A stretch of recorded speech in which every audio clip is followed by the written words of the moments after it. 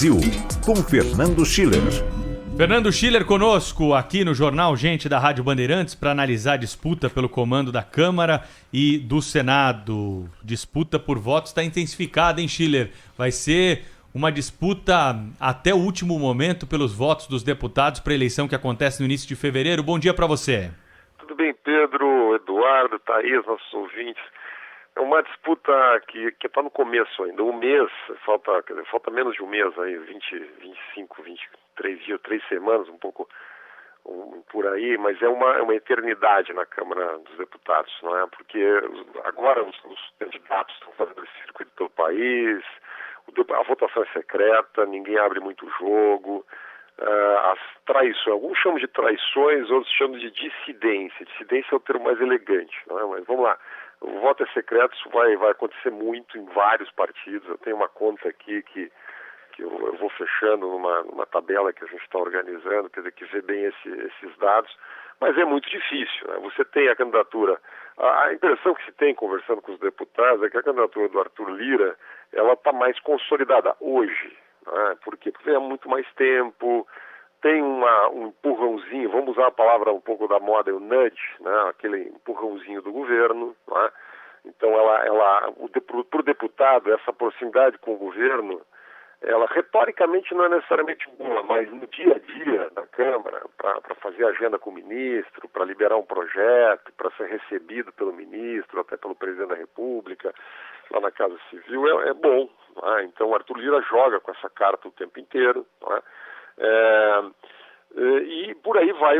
A impressão que se tem, a conta mais atualizada, isso numa sexta-feira aqui, é que você tem alguma coisa na faixa de 165 votos realmente confirmados na candidatura do deputado Baleia Rossi, que lançou a candidatura essa semana. Né?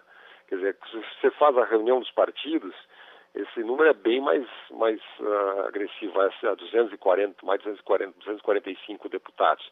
Mas se você contabilizar quem de fato já declarou apoio, né, esse número reduz bastante. Né? E o caso da candidatura Arthur Lira é muito parecido. Você tem aí 230 e poucos deputados na totalização, na formalização das bancadas, mas quando você vai ver quem realmente fechou, você não chega a 200 votos. Então você tem uma margem aí de vamos lá, arredondando um pouco, 140, 150 votos, que não tem muita definição. Você tem duas candidaturas que correm por fora, do Fábio Ramalho e do Capitão Augusto. Olha que interessante, Fábio Ramalho foi candidato na última eleição, quando o Rodrigo Maia perdeu. É um político experiente na Câmara, é do MDB, portanto é do mesmo partido Baleia Rossi, não tem apoio formal de bancadas, mas trabalha, digamos, nesse contato direto, buscando lá dissidência, traição, etc. Não vai chegar, mas a pergunta é quantos votos tira? Pode levar essa eleição para o segundo turno? A impressão que eu tenho hoje, o quadro hoje é esse, nós vamos ter uma eleição em 2 turnos, ninguém vai fazer 257 votos, mas esse é o quadro de hoje. Aí você tem a candidatura do Capitão Augusto, que é aqui de São Paulo, que não vai tirar votos do Baleia Rossi, porque é uma candidatura muito, muito localizada, digamos, no espectro à direita na Câmara, mas pode tirar votos do PL, pode tirar votos da candidatura do Arthur Lira. Então, quantos votos? Não se sabe. Quer dizer, então, você tem um conjunto de definições grandes. Você tem duas candidaturas independentes, que vão surgir nos 2 polos da Câmara, que não vão marcar a posição, que é a candidatura do PSOL e do Partido Novo, com uma chance ainda aí, semana que vem, do PSOL eventualmente retirar a ideia de uma candidatura própria e abrir apoio ao Baleia Rossi.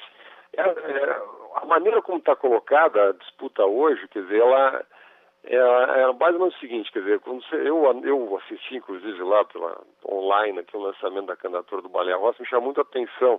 Ele tenta o tempo inteiro fazer o afago à esquerda, porque ele precisa, é fundamental. Veja bem que eu falei aqui em 165, no máximo 170 votos fechados. Só a esquerda nessa conta aí tem 120, 130 votos. Então é uma candidatura muito dependente dos partidos à esquerda. Né? Mas com isso, o discurso do deputado Baleia Rossi fica travado. Porque a gente fala, precisa fazer reforma, precisa fazer a PEC emergencial, a reforma administrativa, reforma tributária. Bom, mas não é a pauta da esquerda. Não é a pauta de lá 60% da base hoje fechada de apoio do deputado Baleia Rossi. Então, Então a manchete que sai é essa: precisamos auxílio emergencial, ampliar o Bolsa Família, e aí surge a pergunta, bom, mas como é que paga essa conta? Não é? Nós passamos meses discutindo aqui mesmo no jornal, a gente discutiu várias vezes que o governo não achou o dinheiro, o Congresso não achou o dinheiro, tem a regra do teto, o governo não sabe nem como vai ajustar o aumento do salário mínimo dentro da regra do teto, despesa discricionária já está no mínimo do mínimo do mínimo possível, não tem investimento, como é que promete auxílio emergencial e ampliar o Bolsa Família? Não é? Então fica um discurso travado. Do outro lado, essa é uma vantagem do Arthur Lira, ele tem um discurso mais fácil, né? Anunciou lá no Amazonas um apoio claro a reformas, né? Diz que vai voltar a PEC emergencial como prioridade, né? E, enfim, quer dizer, a impressão que se tem hoje é que você tem mais coesão no grupo que apoia Arthur Lira e menos defecções à vista, né? Mas tem defecções de tudo que é lado, né? Só para dar uma ideia, por exemplo, o deputado Elmar Nascimento, que era um dos potenciais apoiados pelo Rodrigo Maia, que é do Democratas, né? Portanto, o grupo do Rodrigo Maia tá na caravana do Arthur Lira. Quantos votos Elmar Nascimento vai tirar dentro do Democratas, né, para a candidatura do Arthur Lira? É uma incógnita ainda, né? Você tem o mesmo caso do PSDB, o deputado Celso Sabino, do PSDB, que é do Distrito Federal e tem proximidades com o governo, também está na campanha do deputado Arthur Lira. De outro lado, você tem, por exemplo, Agnaldo Ribeiro, que quase foi candidato, que é um deputado influente dentro do PP, que é o partido do Arthur Lira, faz campanha Baleia Rossi. Quantos votos vai tirar dentro do PP? Então é um jogo de cabra cega, assim, dentro do Congresso. Agora, eu diria hoje, a minha perspectiva é que a gente não tem hoje ninguém com maioria para fechar a eleição no primeiro turno, 257 votos, mas eu acho que nesse momento a candidatura do Arthur Lira está mais bem estruturada, ela tem um conjunto mais relevante de apoio. A última notícia interessante foi a defecção ontem, né, do PSL. Eu achava muito estranho, na verdade. Você imagina o seguinte: o PSL numa composição com o PT, o PCdoB, PSB, PDT, não estava fechando essa conta, né? Você imagina o Major Vitor Hugo, que foi o líder do governo durante mais de um ano, né, lado a lado com a deputada Gleice Hoffmann, né? Então não fechava essa conta. Então ontem você teve a assinatura de 32 deputados do PSL, liderados pelo Major Vitor Hugo. Você imagina a deputada Carla Zambelli do lado da Gleice Hoffmann. Não fechava essa conta, né? Então você tem a maioria da bancada do PSL hoje apoiando o Arthur Lira, né? E essa defecção vai ser, na minha visão, maior do que esses 32 votos, porque não faz muito sentido você ter lá o PSL apoiando um candidato cuja base fundamental é a esquerda na Câmara. Ô Schiller, pegando esse gancho que você está dando aí, uma coisa que me chamou a atenção da semana passada para cá foi o ressurgimento do PT no noticiário, entre aspas, positivo da Câmara dos Deputados. Ele sendo desejado, né? O Partido dos Trabalhadores, que no pós-governo sumiu de negociações políticas, sumiu, muito embora tivesse uma bancada muito grande. Agora, justamente por ter uma bancada grande, a maior delas é desejado, né? E é um noivo aí do candidato Baleia Rossi. Dentre as conversas que eles tiveram, eu até brinquei aqui, né? Um importante assessorista que conversou com um importante engraxate me contou lá no Congresso Nacional que alguns pontos foram colocados na mesa. Uma vice-presidência, o que é, entre aspas, natural por causa do tamanho do PT, o andamento de pelo menos um processo de impeachment, tirar da gaveta pelo menos um processo de impeachment, e a Comissão de Assuntos Externos, a Comissão de Relações Exteriores, que hoje é presidida pelo Eduardo Bolsonaro, que seria uma canelada, né, sentida no governo e na base de apoio do presidente Bolsonaro. Fala um pouquinho sobre isso, essa coisa da esquerda ter peso, evidentemente, porque tem voto numa eleição como essa. Olha, Eduardo, eu diria que a impressão que se tem conversando na Câmara é que você tem uma faca de dois gumes aí, né? Você tem, evidentemente, aí os 50 e poucos votos do PT, foi uma votação muito apertada dentro da bancada, né? O PT tinha um pré-candidato, que era o Paulo Pimenta, lá do Rio Grande do Sul, mas o PT percebeu que não fazia sentido, ia marcar posição, a esquerda podia fazer lá os seus 100 votos, um pouco mais, mas não ia adiantar, não é? E dentro dessa polarização política engoliu literalmente um enorme sapo, não é? Porque agora circula pelas redes sociais aquele voto do deputado Baleia Rossi no impeachment do ex-presidente Dilma, enfim, 4 anos depois, tem muita cicatriz aberta ainda com o MDB, mas vamos lá, tá? Dentro da polarização brasileira fazia sentido isso, não é?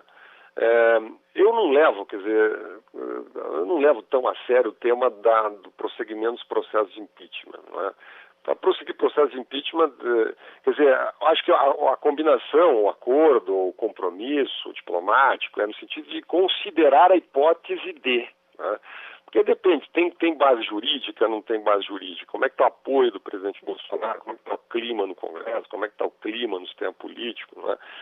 Então, acho que há um pouco nessa direção. Acho que o deputado Baleia Rossi não assumiu nenhum compromisso no sentido de encaminhar efetivamente, porque isso levaria o país a um nível de instabilidade. Você imagina tendo que aprovar um conjunto de reformas importantes, a economia tem que ser retomada, enfim, muita pauta, não está ainda enfrentar um processo de impeachment. Se tiver crime de responsabilidade, eu acho que aí sim, mas eu não vejo isso como um acordo propriamente, né?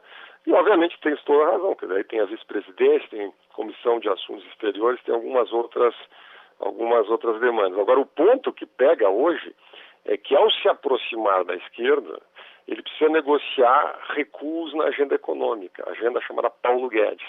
E isso afasta muita gente na Câmara, porque a Câmara é majoritariamente reformista. O próprio deputado Baleia Rossi fica numa posição delicada, porque foi um apoiador desde o início do processo das reformas. Tem um índice de alinhamento, inclusive, com as votações do Congresso, com o governo muito superior, relativamente superior ao deputado Arthur Lira, não é?